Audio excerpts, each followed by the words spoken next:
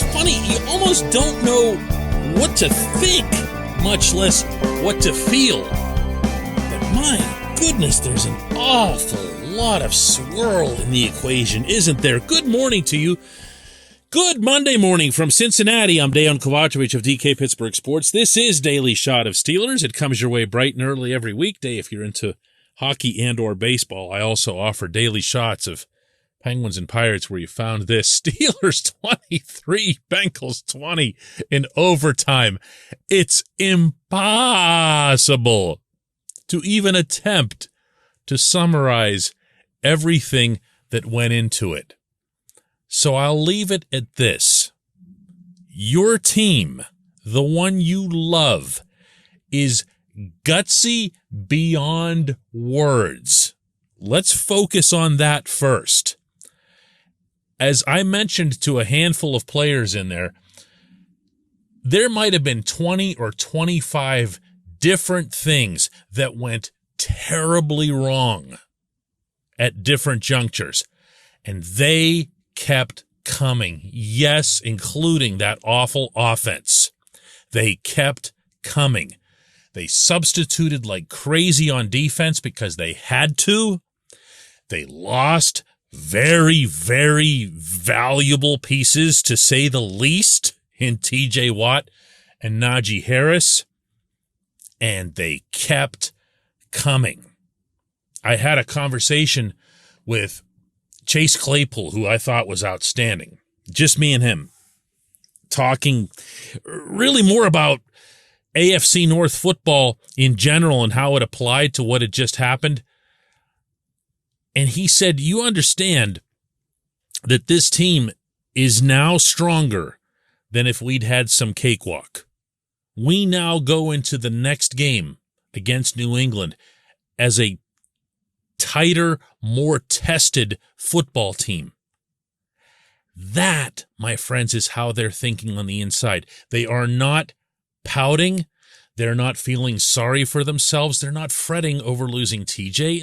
And let's bear in mind here that TJ still has not gotten his tests, let alone his diagnosis. So any reporting you hear to the contrary in the interim is nothing other than speculation. I was there when TJ walked out of the locker room on his way to the bus, and he didn't express anything definitive at all related to the injury. He might know, meaning how he feels, but we'll see. There are degrees of tears.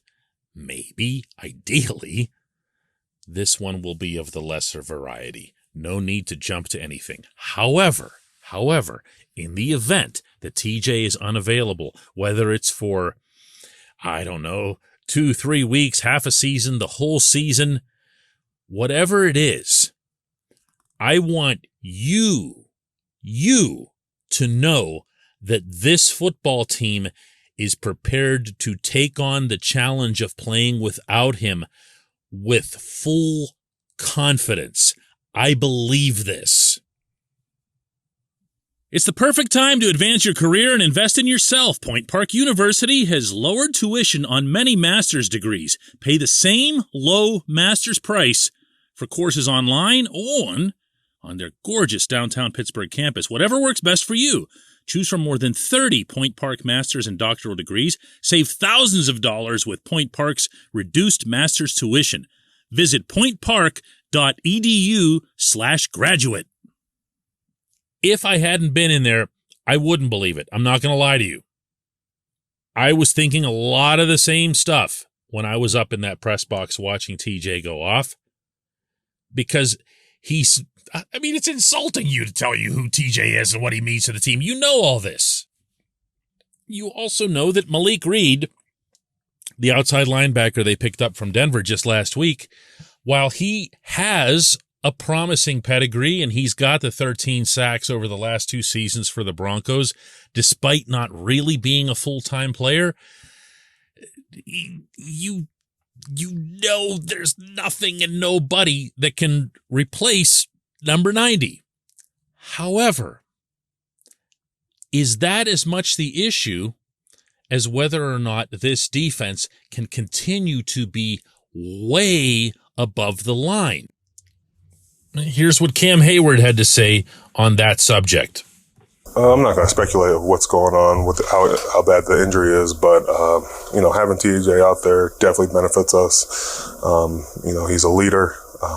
He's the defensive player of the year.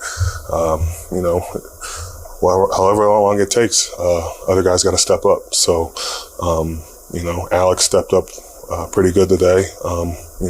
Malik and Jameer are coming along. We had to do some different stuff out there, but, we rally around him. And when he gets back, we'll be ready.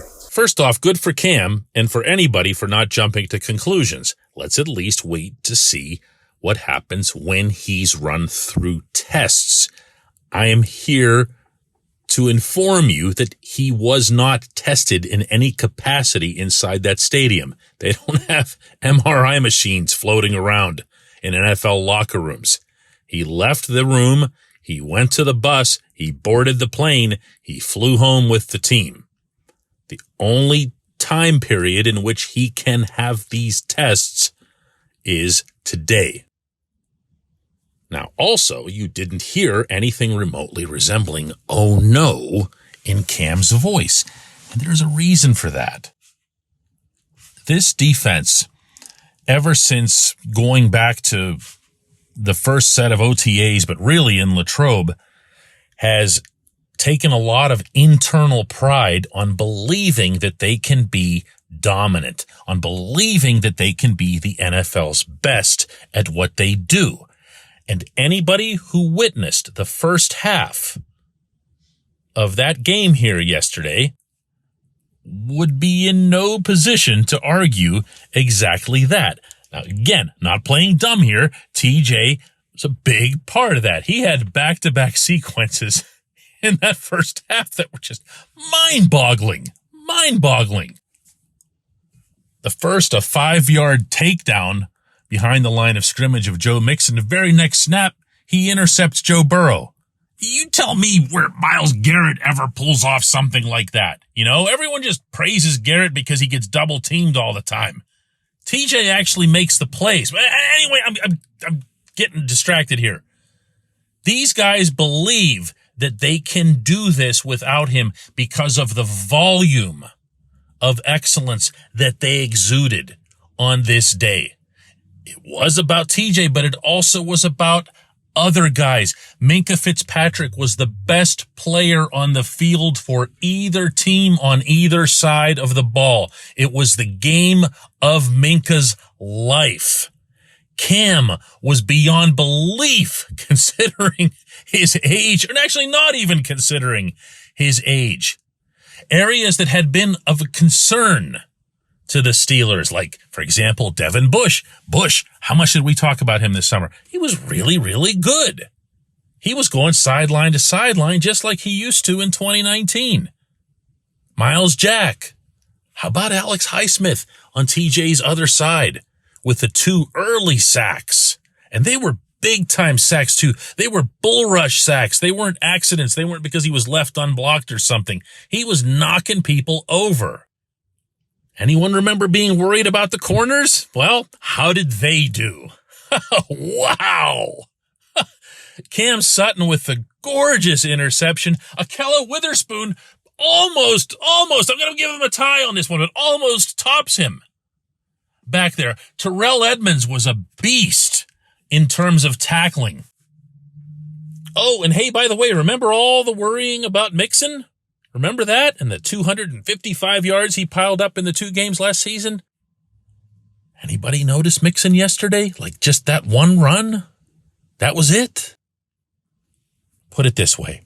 It's still a very, very good defense, even without TJ. It just is. That's not me speaking hopefully or wishfully or optimistically or trying to throw sunshine and rainbows. It's the facts. Want to have something to really be worried about here, it probably should be the other side of the ball. When we come back, J1Q.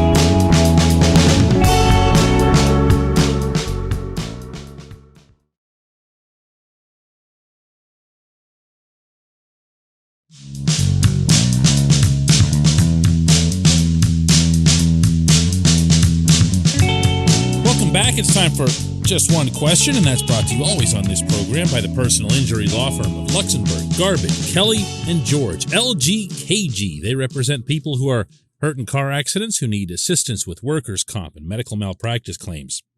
The attorneys at LGKG have been designated super lawyers, capital S, capital L, for the past 15 years. And yes, that is a real thing. The super lawyer designation is reserved for the top 5% of all attorneys in Pennsylvania. Learn more about them at lgkg.com or by calling 888-842-5454. And today's J1Q comes from Mike Gregg, who offers, I'm serious in asking this, DK, I know Mitch Trubisky missed some throws, but isn't the entire downfall of this team on the offensive line, just like last year? Mike, it might be. I've been pounding this drum long, loud, and hard, right through predicting a great big Cincinnati victory here this weekend. Well, guess what?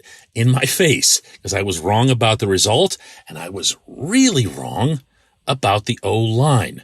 I'm happy to eat both of those. In fact, let me see if I can find something here. I'm just going to unwrap this, whatever this thing is, some kind of loaf or whatever from Starbucks. I'm going to eat this as a symbolic thing, okay? And I'm happy to do that. I talked to the O-line guys after the game, and they felt very good about their pass protection. They should have. It was solid. When you saw Mitch scramble out of there or check down, I am here to tell you from watching this overhead that was almost entirely on him. I don't know what got into him. I don't know why he misfired as often as he did. And I definitely don't know why he was panicking the way he was. I really hadn't anticipated that. I've been told by people who watched him in Chicago that this is a common thing. Happens like once a month or whatever. Okay, great. Doesn't make it acceptable, you know? I thought the quarterback played very poorly. I'm not about to start a whole get Kenny in there or anything else just yet, but I didn't see anything about Mitch in this game that made me think, you know what? That guy's really figured it all out. I was totally prepared coming into this one to do exactly what you're doing there, and that's to blame the offensive line and to say there's no way anything good can happen because these guys stink. But they held their blocks. They communicated a lot better, and that's something that I brought up with, actually, it was the other way around. He brought it up with me, Kevin Dotson.